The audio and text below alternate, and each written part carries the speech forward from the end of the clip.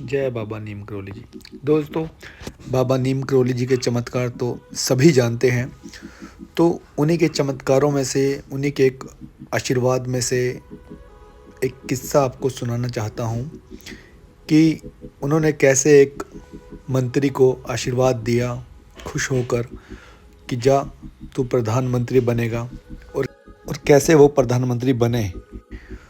तो चलिए आपको इस कहानी में ले चलता हूँ।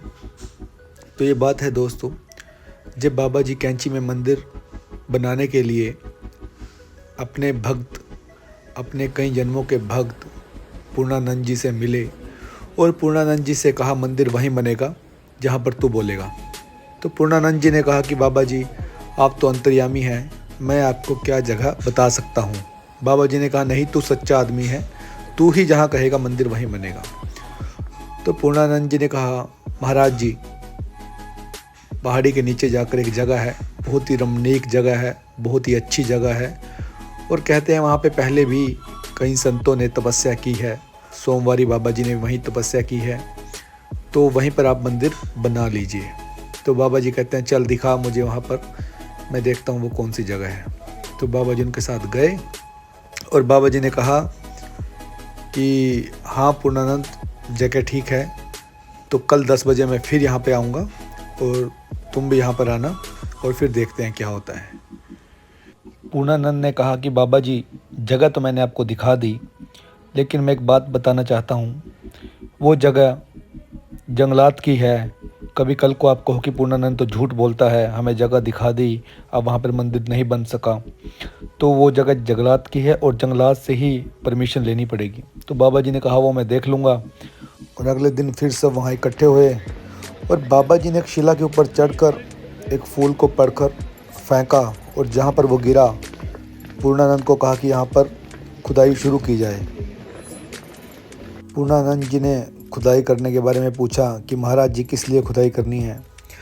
तो बाबा जी ने कहा कि आपने ही तो कहा यहाँ पर बड़े बड़े संतों ने तपस्या की है, तो उन्हीं की धूड़ी यहाँ पर निकलेगी, आप लोग खुदाई करो।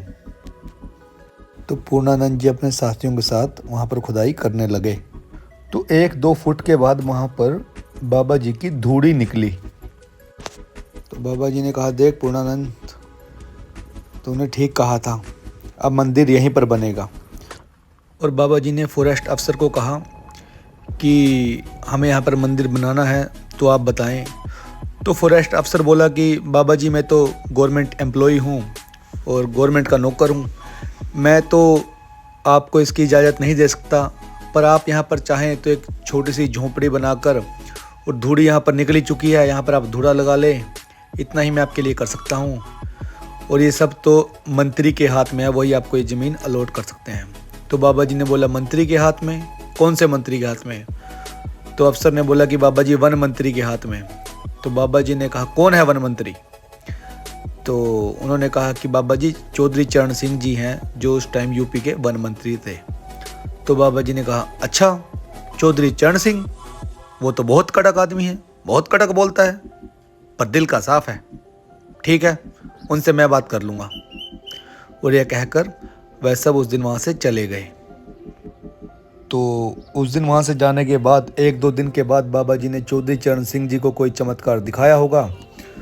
तो 1 या 2 दिन के बाद चरण सिंह जी, जो उस टाइम वन मंत्री थे, अपने पूरे काफिले के साथ मंदिर वाली जगह पर पहुंच जाते हैं। साथ में बाबा जी भी आ जाते हैं और पूर्णानंद जी भी आ जाते हैं। तो वो आकर बाबा जी को प्रणाम करते हैं और धूड़ी वाली जगह देखते हैं और बाबा जी से कहते हैं बताएं बाबा जी क्या आज्ञा है। तो बाबा जी कहते हैं देख चरण सिंह भाई, ऐसे है, ये जगह चाहिए हमें मंदिर बनाने के लिए। और ऐसे बाबा जी एक गोलधारा बना के बोलते हैं कि इतनी जगह हमें चाहिए। जो चौधरी चरण सिंह जी कहते हैं कि वहाँ पे जंगलात की टीम भी होती है, उनकी खुद की टीम भी होती है। तो उनको आदेश देते हैं कि जितनी जगह बाबा जी ने मंदिर के नाम पर कही, उससे कई गुना ज़्यादा जगह उनको बताकर कि ये मंदिर के नाम पर पट्टा तैयार किया जाए और सालाना लीज मात्र 1 रुपये में आज ही ये बाबा जी को और मंदिर को सौंप दी जाए। तो उसमें चौधरी जी कहते हैं कि बाबा जी आप अपने मंदिर का निर्माण अभी से कर सकते हैं। इस प्रक्रिया में 2-3-4 दिन जितने भी लगेंगे वो लगेंगे। आपकी जगह आज से ही आप अपना काम शुरू कर सकते हैं, मंदिर निर्माण कर सकते हैं।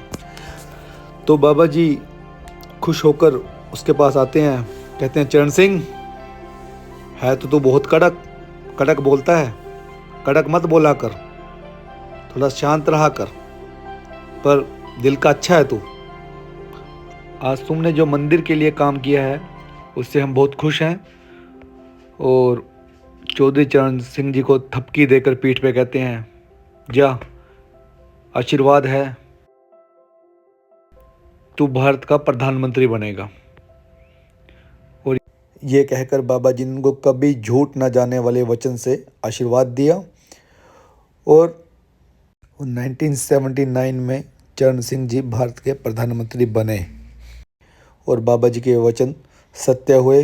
बाबा जी का आशीर्वाद उनको संपूर्ण हुआ उस दिन। तो ऐसे हैं हमारे बाबा जी, उनकी कहीं कभी झूठी नहीं होती। और चरण सिंह जी को उन्होंने देश का प्रधानमंत्री बनाया। तो बोलो जय नीम करौली वाले बाबा जी, कैसी आपको ये सच्ची कहानी लगी? और कमेंट्स में लिख के बताएं। और जय श्री राम, जय हनुमान, जय बाबा जी।